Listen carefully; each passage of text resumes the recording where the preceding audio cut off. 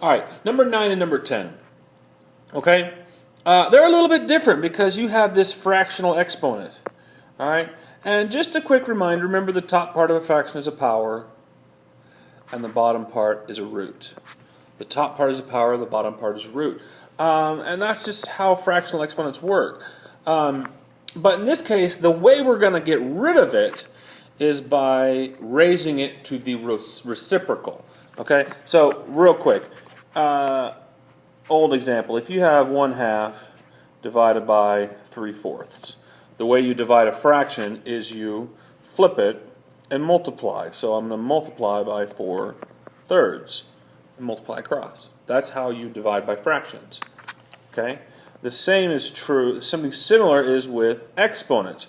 To get rid of an x to the, let's say, 7/9 equals whatever, I'm going to raise it to the 9/7. Okay? And that will cancel those roots out. Okay? And the reason because that is because 7 times 9, 7 over 9 times 9 over 7. Well, 7 times 9 is, 63 divided by 63. That's 1.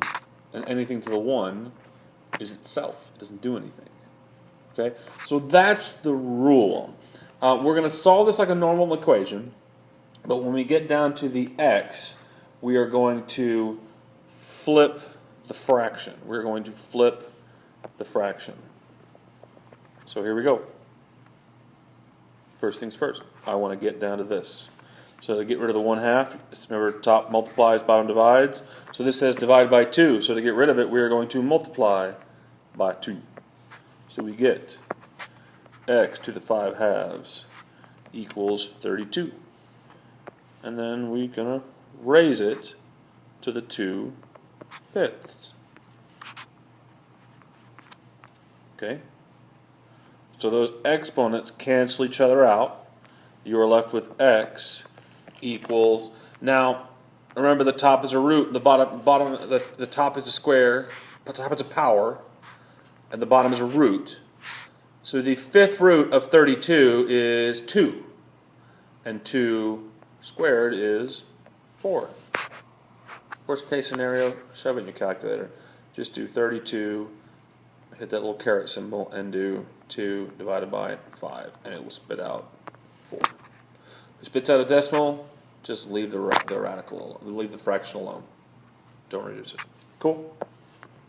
See if you can do numbers 10. I think you can. There's nothing here that you've never seen before. But, so pause, try it, see what you can do. Alright, the way we're going to do this, I'm going to start off by subtracting that 28. So I've got 6x plus 10 to the 7/3 equals 128. To get rid of the radical, to get rid of the fraction, I'm going to raise it to the 3/7. So that's 6x plus 10 equals 128 to the 3/7 is actually 8. Because 2 to the 7th is 128. And then, okay, subtract the 10. Sorry, I just lost my train of thought. So 6x equals -2. Divide by 6. So x equals -1/3. And it works. And if you were to plug in -1/3 back in, it would work. Cool? That's how those are.